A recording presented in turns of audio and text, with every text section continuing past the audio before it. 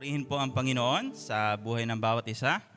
At ako po yung nagagalak na we are all here this afternoon. Tanong, nagagalak ba kayo na nandito kayo this afternoon? Alright. Amen. Now,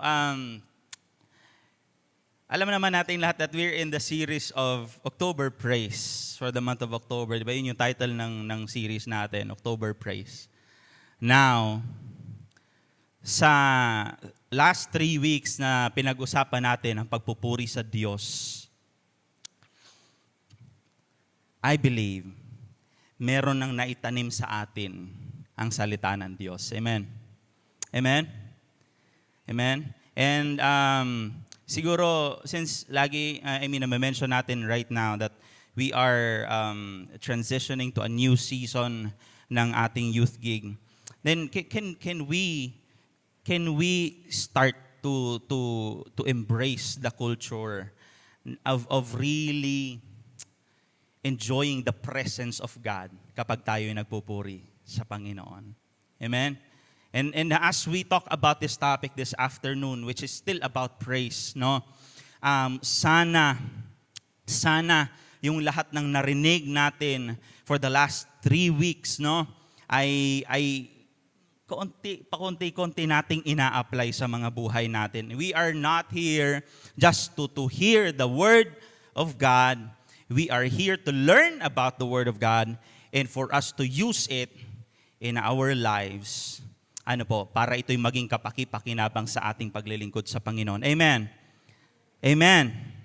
Amen. And can we also start, amen, can we also begin to respond to our preachers moving forward. Hindi lang po sa akin, kundi sa mga susunod pa pong preachers natin. Para naman po, kumbaga may hint kami kung kayo ba'y natutulog na o kung kayo ba'y gising pa. Amen? Amen? Ayun. Gayahin nyo yung energy ni Kuya Marion. Pagod yan, pero tingnan nyo yung energy, parang full charge pa. Amen? Talagang wala ata.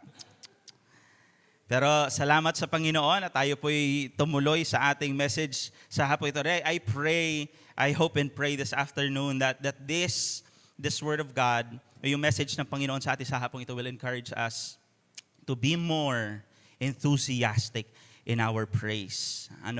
Yung ating pagpupuri sa Kanya. So let's just go through a story in the Bible this afternoon. And again, it is hopefully for us to see how praise can be our weapon. Pa-flash po nung title natin this afternoon. So, my praise, my weapon. Sabihin mo nga sa katabi mo, my praise, my weapon. With conviction, my praise, my weapon. Yun. Yan, medyo sumasabay na. Amen. Praise God. So, ang kwento pong ito is the story of King Jehoshaphat. Wherein he defeated Moab and Ammon by the power of God. And this is found in 2 Chronicles, chapter 20, verse 1 to 22. Pero magsisimula po tayo sa verse 2. Alright? So basahin na po natin. Basahin na po natin yung verse. Start po tayo sa verse 2. Pasadahan natin, tapos saka po natin himayin. Simulan ko na yung pagbabasa sa verse 1 pala. Chapter 20, 2 Chronicles chapter 20. Okay na? Sa bagay, meron naman pala dyan. So, after this, the armies of the Moabites, Ammonites, and some of the Meunites declared war on Jehoshaphat. Messengers came and told Jehoshaphat, a vast army from Edom is marching against you from beyond the Dead Sea. They are already at Hazazon Tamar. This was another name for En-Gedi. Gedli ang basa ko. En-Gedi. Jehoshaphat was terrified by this news and begged the Lord for guidance. He also ordered everyone in Judah to begin fasting. Amen. So people from all the towns of Judah came to Jerusalem to seek the Lord's help. Jehoshaphat stood before the community of Judah and Jerusalem in front of the new courtyard at the temple of the Lord. He prayed, O Lord God of our ancestors, you alone are the God who is in heaven. You are ruler of all the kingdoms of the earth. You are powerful and mighty. No one can stand against you. O our God, did you not drive out those who lived in this land when your people Israel arrived? And did you not give this land forever to the descendants of your friend Abraham? Your people settled here and built this temple to honor your name. They said, whenever we are faced with any calamity such as war, plague, or famine, we can come to stand in your presence before this temple where your name is honored. We can cry out to you to save us, and you will hear us and rescue us. And now, see what the armies of Ammon, Moab, and Mount Seir are doing. You would not let our ancestors invade those nations when Israel left Egypt. So they went around them and did not destroy them. Now see how they reward us, for they have not come to throw us out of your land, which you gave us an inheritance. Our God, won't you stop them? Ano po? We are powerless against this mighty army that is about to attack us. We do not know what to do, but we are looking to you for help. As the men of Judah stood before the Lord with their little ones, wives and children, the Spirit of the Lord came upon one of the men standing there. His name was Jahaziel, son of Zechariah, son of Benaiah, son of Jael, son of Mattaniah, a Levite who was a descendant of Asaph. He said, listen, all you people of Judah and Jerusalem, listen, King Jehoshaphat. This is what the Lord says, do not be afraid, do not be discouraged by this mighty army, for the battle is not yours, but God's. Tomorrow, march out against them. You will find them coming up through the ascent of Ziz at the end of the valley that opens into the wilderness of Jeruel. But you will not even need to fight. Take your positions, then stand still and watch the Lord's victory. He is with you. O people of Judah and Jerusalem, do not be afraid or discouraged. Go out against them tomorrow, for the Lord is with you. Konti na lang po. Then King Jehoshaphat bowed low with his face to the ground, and all the people of Judah and Jerusalem did the same, worshiping the Lord. Then the Levites from the clans of Kohath, Korah, stood to praise the Lord, the God of Israel, with a very loud shout. Early next morning, the army of Judah went out into the wilderness of Tekoa. On the way, Jehoshaphat stopped and said, listen to me, all you people of Judah and Jerusalem. Believe in the Lord your God, and you will be able to stand firm. Believe in his prophets, and you will succeed. After consulting the people, the king appointed singers to walk ahead of the army, singing to the Lord and praising him for his holy splendor. This is what they sang.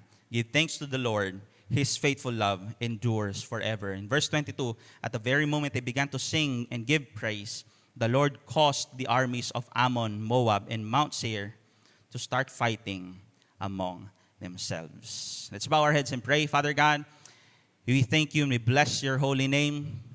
Salamat sa opportunity, Panginoon, na binigay mo sa bawat isa sa amin for us to listen to your words this afternoon. Thank you for another opportunity to learn, God, from you, from your words.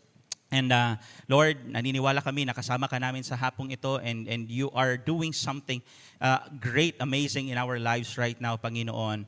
And as we continue to discuss this topic further, God, samahan niyo po kami patuloy.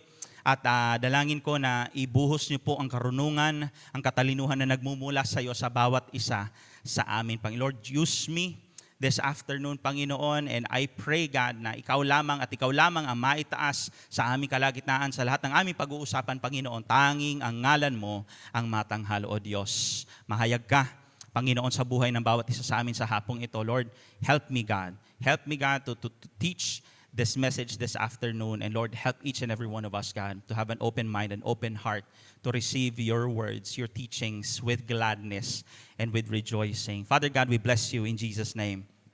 Amen and amen. Okay, so medyo mahaba yung binasa ko. Pasensya na kayo at kailangan. So, start tayo sa verse 2 sa ating pag-uusap dito. Sabi po doon sa verse 2, some people came and told Jehoshaphat. Yung sa verse 2, sabi may namalita, binalitaan si King Jehoshaphat that there are three nations yung nagtulong-tulong para salakayin sila. And they are already on their way. Amen. And sa nangyayari ngayon, Ano kaya kung marinig natin yung China, let's say, example lang, yung China, yung US, or yung in another country, o tatlong malalaking bansa, pinalibutan yung Pilipinas, and they're almost there to kill us all. Ano kaya yung pakiramdam mo? Ano kaya yung pakiramdam ng presidente ng Pilipinas? And that's yun yung position ni King Jehoshaphat sa panahon na ito. It is very scary, and also it is very painful para sa isang hari na malaman mo na someone is planning to attack your land. And not just attack your land, but to slaughter everyone. Patayin po lahat. Ano po? Because they are there to conquer. And sabi po dun sa verse 4, sabi po dun sa verse 3 pala, alarmed Jehoshaphat resolved to inquire of the Lord, and he proclaimed a fast for all Judah. Amen. And sabi po kasi dito ni Jehoshaphat, hindi na nila alam kung ano yung gagawin nila. And I remembered, isa sa mga teachings to either ni Pastor June or ni Sir Brian, sabi dun sa naalala ko years ago from their teaching is that isa sa mga purpose ng fasting is for you to learn, para malaman mo, maliwanagan ka kung ano yung gustong ipagawa ng Panginoon sa iyo. Fasting is not a suhol para gawin ni Lord yung gusto mo, but it is a way for us to open up ourselves and let God reveal Himself and what He wants to happen sa buhay natin. Amen. So, yun. Ngayon, kaya he commanded or He declared a fast sa buong Judah and Jerusalem. And napakaganda po ng response na ito ni King Jehoshaphat. And as we talk about this further, sabi po dun sa verse 4, the people of Judah came together and seek help from the Lord. Indeed, they came from every town in Judah to seek Him. They all gathered.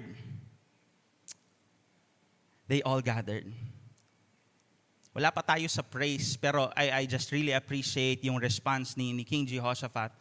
That next slide nga po. Yung kanyang response is, una, he declared a fast on all Judah and Jerusalem. Second, the king immediately sought after God's help and the people, and hindi niya inuna ang pagtampo kay Lord.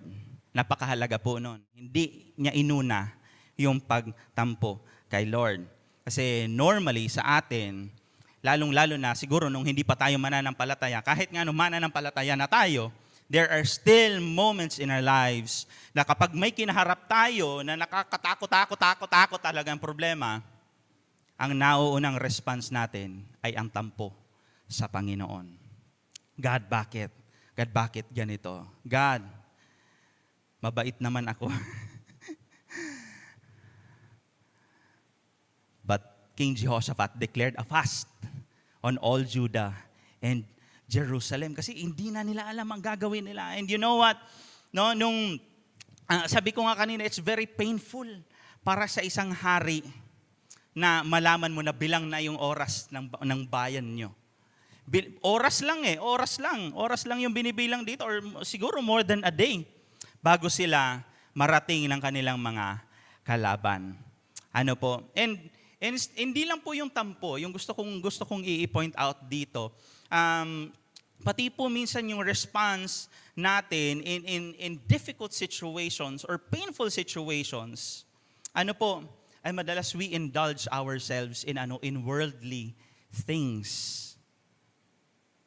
Sino dito yung naka-experience na mag-stress eating? Amen? Wala sa inyo nag-stress eating? Mga sinungaling kayo. Char. Hindi po. Wala tayong ako guilty ako sa stress eating. Kaya tingnan yung katawan ko. Stress eating. Ano pa? O kapag talagang sobrang difficult na, ano po yung mangyayari? Either isik natin yung company ng friends, or isik natin yung company ng bote, ng alak, yung mga ganon. Yun po yung madalas na nagiging response natin, which leads us to even further destruction. Kaya nga sabi ko, I really appreciate yung response ni King Jehoshaphat doon sa dilemma na kinakaharap nila. It is to fast. and immediately sought after God's help. Madalas po, laging nahuhuli. Huling-huli na ang lahat. Saka pa, marami na yung naging damage, marami na yung sakit, marami na yung nasaktan. Bago pa, humingi ng tulong sa Panginoon. But King Jehoshaphat immediately turned to God for help because his faith is in God. Amen. Yung kanyang pananampalataya ay nasa Diyos. And then please know this. Please know this and remember this. Giving praise to God requires faith. Amen? Giving praise to God requires faith. Kailangan po natin ng pananampalataya. Because if we do not believe in God, then it's very difficult para sabihin natin, Lord, napakabuti mo. Ang hirap nun. When a lot of things in our lives, marami pong part ng buhay natin yung hindi ay may yung nangyayari, hindi ayon sa iniisip natin or ine-expect natin, it's very difficult to say, Lord, napakabuti mo sa buhay ko kung hindi ka nananampalataya sa Diyos na buhay at makapangyarihan. It is very difficult. Kaya nga, giving praise to God requires faith. And dun sa tatlong points na sinabi or actions ni King Jehoshaphat na sinabi ko kanina, that he declared a fast. It is because of faith that he declared a fast to all Judah and Jerusalem. It is because of faith that he declared or he sought after God's help first. And it is because of faith na hindi niya inuna yung pagtampo niya sa Diyos. Because he knows na walang dahilan para siya ay magtampo sa Panginoon. Amen. So, tapos ito pa, verse 5 tayo. Sabi din, Jehoshaphat stood up in the assembly of Judah and Jerusalem. So he stood before the people of Judah and Jerusalem at the temple of the Lord in front of new courtyard and said, alam niyo ba ang ginawa niya? After niya mag-declare ng fast, hinarap niya yung lahat ng tao hinarap niya yung mga tao. They gathered, di ba? They gathered because he declared a fast. So they gathered to fast. And the people of Jerusalem and Judah, hinarap niya. And alam niyo yung pagharap niya sa kanila, ang sinabi niya, Lord, the God of our ancestors, are you not the God who is in heaven? You rule over all the kingdoms of the nations. Power and might are in your hand, and no one can withstand you. Binanggit niya yung kadakilaan ng Diyos before the people of God. And hindi naman siguro siya maririnig kung sabi niya siguro, Lord, the God of our ancestors. Hindi. I believe talagang he is speaking with all of his might for his voice to be heard by the people. Sabi dito, sa verse 7, Our God, did you not drive out the inhabitants of this land before your people Israel and give it forever to the descendants of Abraham, your friend. They lived in it and have built it a sanctuary for your name, saying, if calamity comes up upon us, whether the sword of judgment or plague or famine, we will stand in your presence before this temple that bears your name and will cry out to you in our distress, and you will hear us and save us. Amen. He declared God's goodness and greatness sa harap po ng mga tao ng Jerusalem and Judah. And he is literally giving praise to God in the midst of a severe national crisis. Isipin mo, susugurin ka? Ano yung immediate response ng isang leader? Because most of the leaders are military trained. And the military response would be to prepare your army for defense. Amen. Yun yung gagawin mo, dedepensahan mo, teritoryo mo yun eh. Pero anong ginawa niya? First, he fasted. And then ngayon, pinapupurihan niya yung Diyos sa harap ng mga tao. Di ba parang it's very odd. na imbes na they prepare for battle, anong ginagawa nila? They are fasting. And they are declaring the goodness of God among themselves. And you know what? Napakahalaga na inaalala natin yung kadakilaan ng Diyos. Yung mga kabutihan ng Diyos na pinaranas niya sa atin. Yung kadakilaan ng Diyos na pinaranas niya sa ating mga buhay. Kasi King Jehoshaphat remembered and declared that it is God who brought them to that place. Amen. It was God. Si God yung naglagay sa kanila dun sa lugar na yon.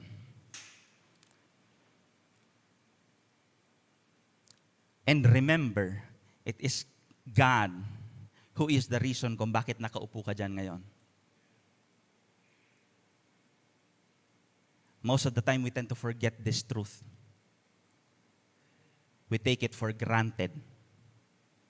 But remember, God is the reason why you are here, why you are seated there.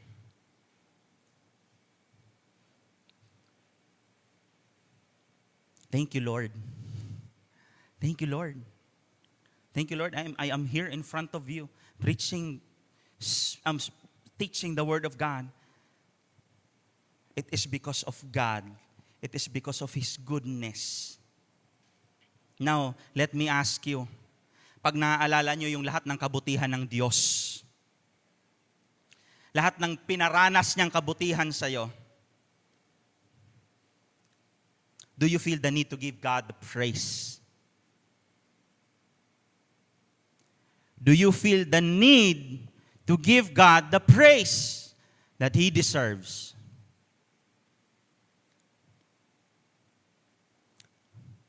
Do you feel the need to give God the praise? Or mas madali nang maging manhid at manahimik na lang, just forget about the goodness of God, no? God does not deserve that. Tanungin mo yung sarili mo ngayon, do you feel the need to give God the praise when you remember His goodness sa buhay mo?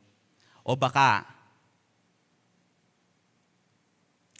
nakalimot na tayo that God has been so good in our lives, that He has been so good every moment of our lives. And then, if alam mo, or aminado ka sa sarili mo na naging manhid ka na pagdating sa katotohanan ng kabutihan ng Diyos, sa kadakilaan ng Diyos sa buhay natin, then please do a heart check with God. Heart check with God. Do not do a heart check with your boyfriend, with your girlfriend. Do the heart check with God. Because God knows your heart more than anyone else. Hindi yan alam ng jowa mo, kahit pabiyakin yan at buksan yan, walang makikita yan dyan. Please do a heart check with God. Amen. Masakit ba? Then the truth hurts. Pero, sa kabutihan ng Diyos, He is giving us this message for us to be led to His destiny prepared for us. Amen. Amen. Woo!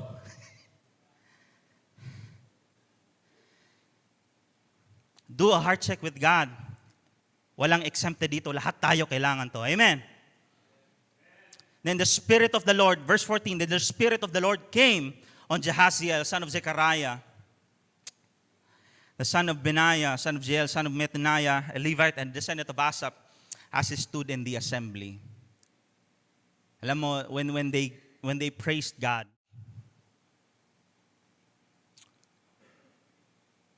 di ba hindi na nila alam kung ano yung gagawin nila?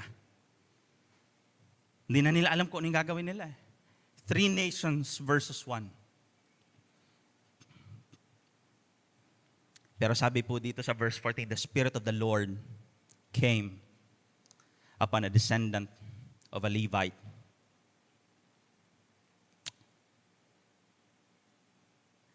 the king praising God in the assembly of his people, yung pagpupuri ng hari ni King Jehoshaphat sa kalagitnaan ng bayan ng Diyos.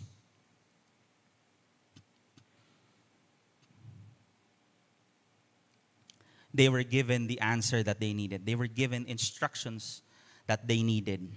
Amen. Sabi po sa verse 15, he said, "Listen, King Jehoshaphat, and all who live in Judah and Jerusalem, this is what the Lord says to you. Do not be afraid or discouraged because of this vast army, for the battle is not yours but God's." Amen. The battle is not yours. The battle is not ours. It is God's.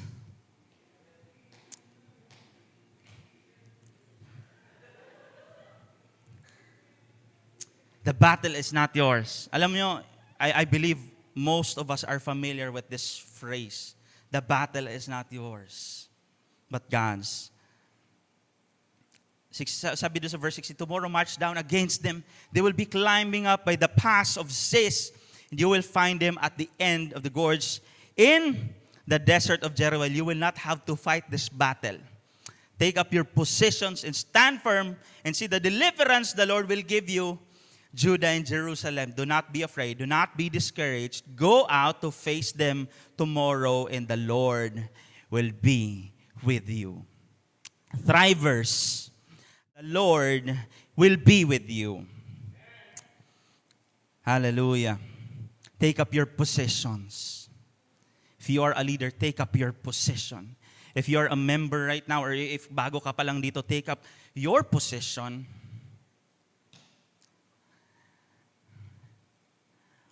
Stand firm and see the deliverance the Lord will give you. We are praying for deliverance. We are praying for restoration. We are praying not just for the restoration of this gathering, but the restoration of our spiritual lives. Then please, start praising God, not just here in this place, not just here in this church, but lalo-lalo na po kapag tayo'y nasa bahay natin, let us continue, let us learn to keep praising God, even if no one can see us. Gusto mo ng deliverance. Gusto mo ng restoration. Gusto mo kapag may dumalo dito, maramdaman nila yung joy ng fellowship.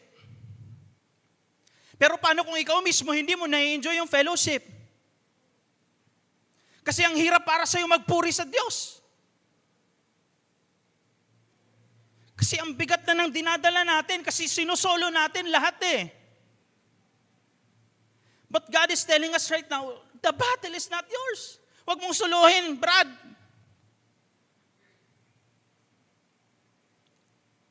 Ang daming kabataan ngayon, hinahanap yung sarili. Mahanap po ba sarili mo sa Baguio? Ikaw. Ay, baka mabash tayo. Baka mag-trending tayo niyan. Hinahanap yung sarili. You can only find yourself in God.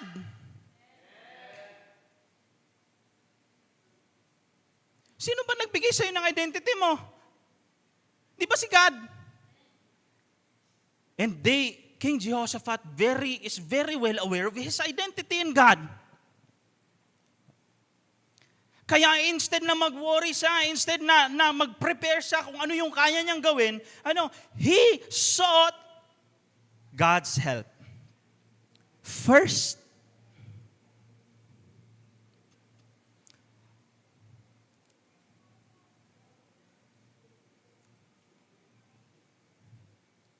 and even if we try to fix ourselves, we cannot. Let God fix you. Let God fix you. Take up your position, stand firm, and see the deliverance that the Lord will give you. Amen. See. Gusto niyo po bang makita yung deliverance ng Panginoon sa church na ito? Gusto niyo pong bang makita, maranasan yung restoration sa church na ito? Then take up your positions. Huwag na tayong patamad-tamad na Kristiyano. Huwag na po tayo yung mamaya na lang ako magbe-pray, Lord. Mamaya na lang ako magbabasa. Mamaya na lang ako magpupuri sa'yo. Yung mamaya natin, na ilang linggo na yung nakalipas. Wala pa rin nangyayari. Take up your position, stand firm, and see the deliverance that the Lord will give you. Do not be afraid, do not be discouraged. Go out to face them tomorrow and the Lord will be with you. Amen. Grabe po tong passage na to sa part na to. Because, you know what? They already have the faith. Nandun na yung faith nila eh. Bakit? Kasi they fasted. They fasted. They sought God's help before any other help. Yun yung inuna nila. This means that they have the faith to start calling upon God even in this great crisis of their nation. Kasi po, this is inevitable death kung matutuloy po yung pagsalakay sa kanila. Hindi may iwasan. Talagang siguradong patay sila lahat. They already have the faith that they need to be able to praise God in the midst of great crisis. But God gave them even more faith to win the battle. God is always willing and ready to give us more than what we need. Ang tanong, nagpupuri ba tayo sa ating Diyos na buhay? And when it is very difficult to even lift our hands and praise, your presence is an open door.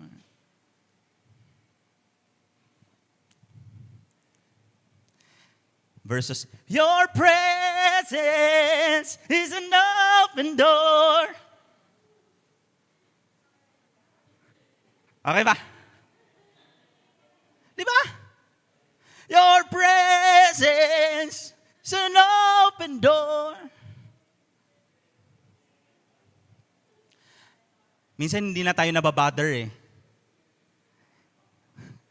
Madalas we are the unbothered. Your presence. But their praise. Papunta pa lang tayo sa exciting part. Man, the battle is not yours. Remember that. God, ang sarap nun eh. God gave them even more faith to win the battle. God gave them confidence.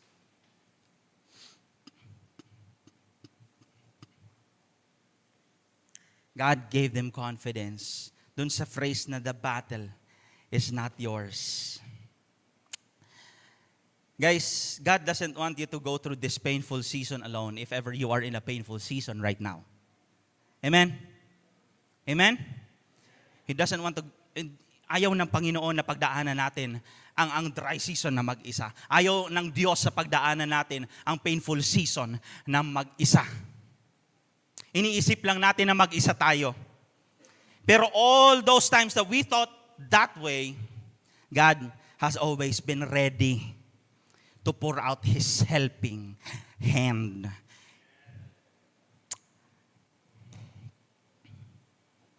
God is telling you right now that the silent battle should not be fought by yourself. The battle belongs to Him. Amen.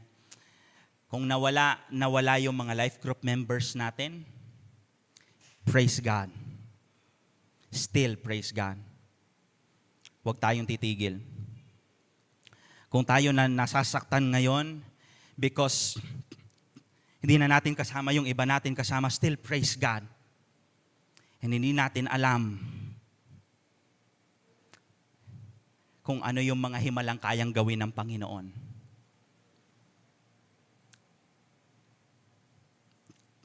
And alam niyo po ba, in this passage that we read, we can say that praise creates an opening for God to strengthen your faith and give you victory. Your praise creates an opening for God to strengthen your faith and give you victory. Hallelujah. You open up yourself to God para kumilos sa buhay. That's what happens when we give praise to God. Tuloy natin sa verse 18. Skip na po na tayo doon sa iba. Sabi po sa verse 18, Jehoshaphat bowed down with his face to the ground. And all the people of Judah and Jerusalem fell down and worshiped before the Lord. Then some Levites from the Kohathites and the Korahites stood up and praised the Lord, the God of Israel, with a very loud voice. Amen. With a very loud voice. Nagpupuri po tayo sa Panginoon. Yes, hindi po lagi na malakas yung boses natin. But when we are doing corporate worship, come on, you're free to be as loud as you can.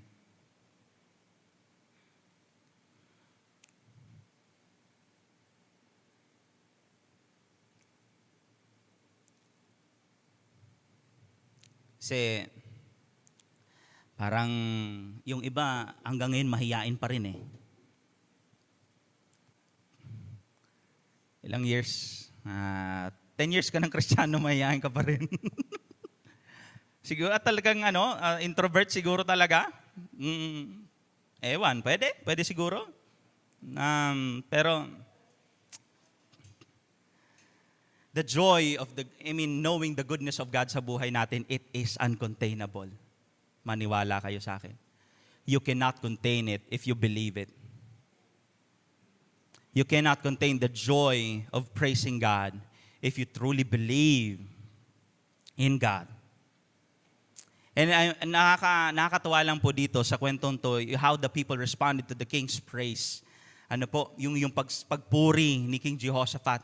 Wala pang victory. Wala pang victory to,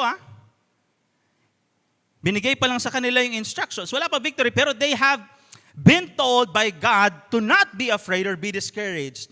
And pinaniwalaan po nila ang Diyos. And they praised the Lord, the God of Israel, with a very loud voice. And this is another example of faith in action. Kasi dito, sa verse 20, early in the morning, they left for the desert of Tekoa. As they set out, Jehoshaphat stood and said, "Listen to me, Judah, people of Jerusalem, have faith in the Lord your God, and you will be upheld. Have faith in His prophets, and you will be successful." After consulting the people, Jehoshaphat, ganda nito, Jehoshaphat appointed men to sing to the Lord and to praise Him for the splendor of His holiness as they went out at the head of the army, saying, "Give thanks to the Lord, for His love endures forever." In verse 22, as they began to sing and praise, the Lord set ambushes against the men of Ammon and Moab and Mount Seir, who were invading Judah. And they were defeated. Verse 23, the Ammonites and Moabites rose up against the men from Mount Seir to destroy and annihilate them. After they finished slaughtering the men from Seir, they helped to destroy one another. Isipin niyo po yun. They did not even have to lift their swords, to draw their swords, para po mapagtagumpayan yung threat sa kanilang bansa. All because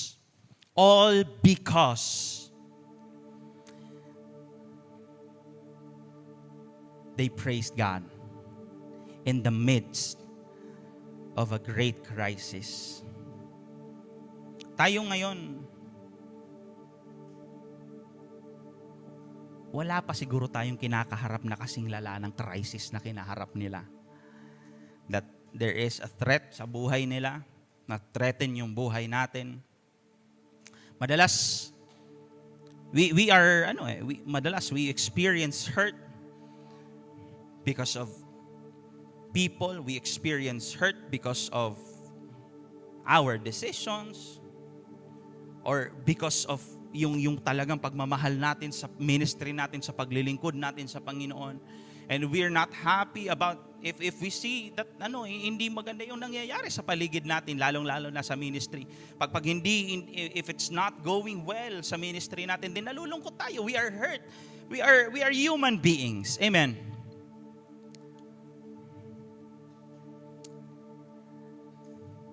But we have every reason to give God the praise that He deserves. Amen. Amen. Hallelujah. Tumayo po tayong lahat sa hapong ito.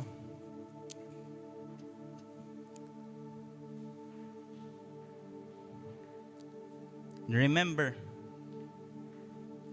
if namomroblema po tayo, if we really want to see deliverance, restoration in this church, tayo mismo, yung leaders ng church na ito, yung leaders ng youth gig na ito, the workers of this ministry, matuto po tayong i-enjoy yung presensya ng Panginoon. Papurihan po natin siya. Papurihan po natin yung Diyos. Dahil karapat dapat siyang papurihan.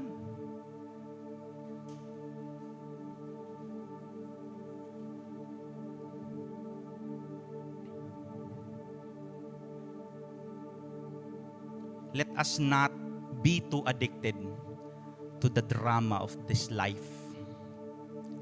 Madalas, we are just embracing the pain so much. Parang nai-enjoy na natin yung sakit.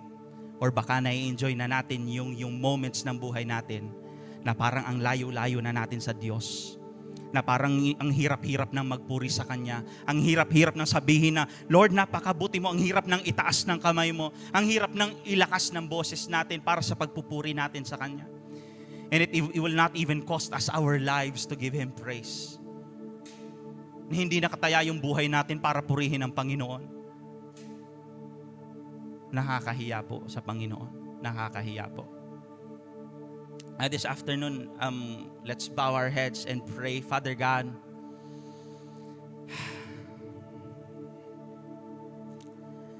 Lord God, we thank you for every struggle that we have overcome, Panginoon, because of you. Because of your goodness. And God, may we be reminded this afternoon, Panginoon, that we are here because of you, God. Kayo po yung nagdala sa amin dito. Kayo po yung naglagay sa amin dito kung nasaan man kami ngayon. If you are inside this church, God, Lord, thank you. Salamat po. And I also pray this afternoon, God, that if we are still experiencing the pain, Panginoon, if we are finding it difficult, Panginoon, to really give you praise sa buhay namin because of the pain, God, pagalingin niyo po kami. Pagalingin niyo po yung puso namin. Pagalingin niyo po yung isipan namin, Panginoon. And God, this afternoon, I pray, Panginoon, for us to find forgiveness sa aming mga puso. If we haven't forgiven our brethren, if we are hurt right now because we are hurt by someone, Panginoon, or kung kami man ay nasasaktan ngayon because we lost someone, or namimiss na namin, Panginoon, yung mga kasama namin sa paglilingkod sa iyo, Lord. God, help us to heal, Father. And turuan niyo po kami, Panginoon. Tulungan niyo kami, and may we be willing, Panginoon, maging willing kami na magpatama sa iyo, magpaturo sa iyo, na matuto kaming maglingkod sa iyo, magpuri sa iyo, ng may kagalakang tunay sa aming mga puso. Father God, I entrust to you this message, Panginoon. Sa po namin ito tinitiwala, yung narinig namin mga salita mo sa hapong ito. Kayo po ang gumawa, kumilos sa aming mga buhay. And God, forgive us, Panginoon, if we have been too lazy. If we have been too lazy to give you praise. If we have been too lazy to even lift our hands, Panginoon. Lord, patawarin niyo po kami, God. Lord, when we forget to give you praise, Panginoon, in the small victories that you've given us, and even in the big victories na binibigay mo sa amin, Panginoon, when we forget to give you praise, God, forgive us, Panginoon, patawarin niyo po kami. But God, thank you muli sa reminder mo sa hapong ito, na ikaw ay Diyos na buhay at makapangyarihan. at ikaw ay karapat-dapat na papurihan. Salamat po, maitaas ka, matanghal ka, Panginoon, madakila ka sa aming mga buhay. This we pray in Jesus' name. Amen.